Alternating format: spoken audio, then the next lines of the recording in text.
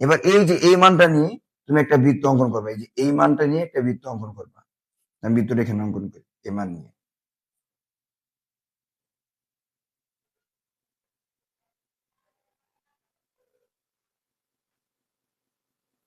বৃত্তটা বড় হয়েছে, সেম মান নিয়ে তোমরা এখানে একটা বৃত্ত অঙ্কন করবা। হ্যাঁ, এখানে আমার একটু নড়ে গেছে, এই জন্য এরকম দিচ্ছে। আচ্ছা, তারপরে কি করবা, এরপরে এই যে কেন্দ্র থেকে বাঁকা করে একটা দাগ দিবা। চেষ্টা করো একদম বাঁকা রাখতে, কোনাকুনি দাগ দিবা। দেওয়ার পরে এখন এখানে আমাদের একটা কোণ অঙ্কন করতে হবে, যে এখানে। এখন প্রশ্ন হচ্ছে কোনটা কত ডিগ্রি আমরা অঙ্কন করবো। সেটা হইতেছে যখনই তোমাদেরকে এরকম বলবে যে অন্তর্ভুক্ত কোণ এত ডিগ্রি, তোমরা হইতেছে 180 থেকে, কি বলছি, 180 ডিগ্রি থেকে, এই যে আমি এখানে লিখি 180, 180 ডিগ্রি থেকে তোমরা ওই কোণটা বাদ দিবা। ওই কোণটা কি, এক্স কোণ। এখানে এক্স এর মান কত, 55, ওটা বাদ দিয়ে দাও। বাদ দিলে কত আমাদের, 125। এক কথা এটা ফিক্স থাকবে, 180 ফিক্স থাকবে। শুধু এখানে যেই কোণের মান বলবে তোমরা 180 থেকে সব সময় ওই মানটা বাদ দিবা। দেওয়ার পর যেই কোণটা এখানে পাইবা ওই কোণটা এখানে অঙ্কন করবা। এখন এখানে দেখো এত ঝামেলা করার দরকার নেই, চাঁদার সাহায্যে এখানে অঙ্কন করবা। 125 কিভাবে আঁকবা দেখো, এই যে এই বরাবর চাঁদাটা ব্যাখ্যা করে বসাবে এখানে। বসার মধ্যে 125 কোথায় আছে দেখো, এই যে আমাদের এখানে 100, এর নিচে দেখো 10, 20, 30, 40, 50, 60, 70, 80, 90, 100। এই 10, 20, 30, তাহলে 120 আর 130 এর মাঝামাঝি কত আছে, এর মাঝামাঝি কত আছে আমাদের, মাঝামাঝি আছে কত আমাদের 125। এই দেখো, এই যে 120 আর এই 30 এর মাঝামাঝি যেটা, এটা আমাদের এখানে এখানে ফুটে দিবা। দেওয়ার পরে এই যে স্কেল দিয়ে এখানে এই বরাবর দাগ দিয়ে দিবা, এই ওই বরাবর রেখে দাগ দিয়ে দিবা। দাগটা কিন্তু বৃত্তের বাইরে দিবা না, এই পর্যন্ত রাখবে আর কি। ওই বরাবর রাখবে কিন্তু বৃত্তের বাইরে দিবা না।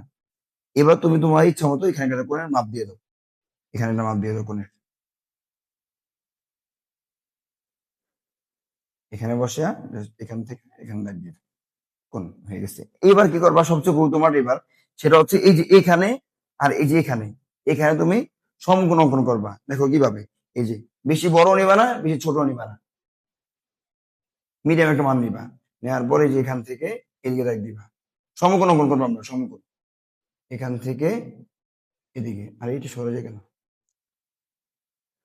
তারপরে এই যে এখান থেকে এই পাশে কাটবা, আবার এখান থেকে এই পাশে, আবার এখান থেকে এদিকে একটা, আবার এখান থেকে এখানে একটা। দেখো এই যে সমকোণ অঙ্কন করেছি এখানে ফার্স্টে।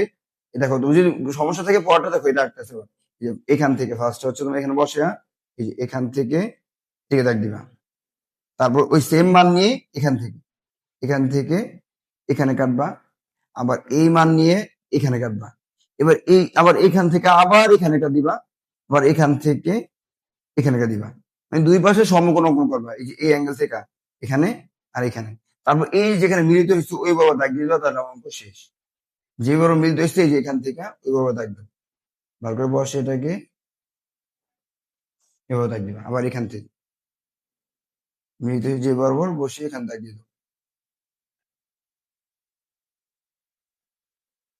এই যে এখান থেকে শেষ।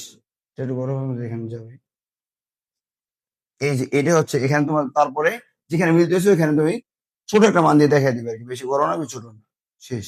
এটা হইতেছে আমাদের কত, দেখো এটা হচ্ছে আমাদের পেন্সিল দিয়ে লিখবে, আমি কত লিখতেছি, এটা হচ্ছে কত আমাদের 125, আর এটা আমাদের কত 55, শেষ। এরকম তোমার বেশিরভাগ এটা থাকে, তোমার এখানে থাকে হয়তো 50 ডিগ্রি, 130 এখানে অঙ্কন করতে হয়। আর আরেকটা থাকে 60 ডিগ্রি থাকে, ওইটা সহজ। 60 ডিগ্রি হলে কি ওইটাই কোনোভাবে করা যায়, ওইটা কি তোমার এইভাবে তাহলে দেখা লাগে না, তুমি কম্পাসের সাহায্যেই এইভাবে দাগ দেবো, থাক ওইটা আলাদা, সেমই, ওইটা এখন দরকার নেই, এটা বোঝো। প্রায় আমাদের শেষ। এখন তোমাদের প্রশ্ন কি দেখো, এখানে আমরা খ নাম্বার যেটা করেছি এটা হচ্ছে বইয়ে তোমার সম্পাদ্য হচ্ছে বইয়ের 1 নাম্বার। আর এটা প্রতিবারই বোর্ডে আসে, প্রতিবারই। আমার কথা যদি বিশ্বাস না হয় তুমি বোর্ডে দেখো যে বারবার আসে। আর তোমাদের জ্যামিতিতে দুইটা সিরিজ থাকে, একটা সম্পাদ্য থেকে, একটা উপপাদ্য থেকে। তো অনেকেই জ্যামিতি স্কিপ করে, কিন্তু জ্যামিতিতে 10 মার্ক পাওয়া অনেক সহজ। সবচেয়ে কম পরিশ্রম করে এখান থেকে 10 মার্ক পাওয়া যায়। তো তোমরা এই যে আমি যেটা দেখাইছি তোমার নিজে বাসায় ট্রাই করো, আর বোর্ডে দেখবা সেম আসছে, জাস্ট মান চেঞ্জ। আমি আবার রিপিট করতেছি, কিভাবে মনে রাখবা, সমষ্টি এখানে এটা, এই যে যেটা আমি করলাম খতে, এটা তোমার দুইটা টাইপ আসছে, একটা হচ্ছে দুই বাহুর সমষ্টি, আরেকটা হচ্ছে দুই বাহুর অন্তর। যখন তোমার সমষ্টি হবে, আমি যেভাবে শিখেছি এইভাবে।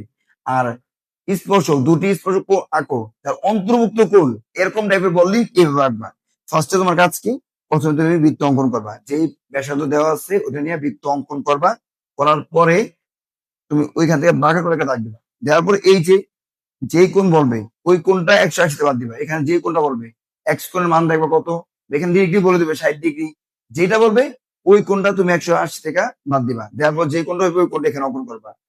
যদি পেন্সিল কোম্পানির সাহায্যে পারো ভালো, না পারলে সমস্যা নেই, চাঁদার সাহায্যে অঙ্কন করবা। করার পরে এই যে দুই পাশে এখানে আর এখানে সমকোণ অঙ্কন করবা। করার পরে যে মিলিত হয় মিলিয়ে দিবা, শেষ। আজকে এই পর্যন্তই। আর আমার বোঝানো যদি তোমাদের কাছে ভালো লাগে তাহলে অবশ্যই আমার চ্যানেলটাকে সাবস্ক্রাইব করো, আর এই ভিডিওগুলা তোমার বন্ধুদের কাছে শেয়ার করতে পারো। আজকে এই পর্যন্তই। আল্লাহ হাফেজ।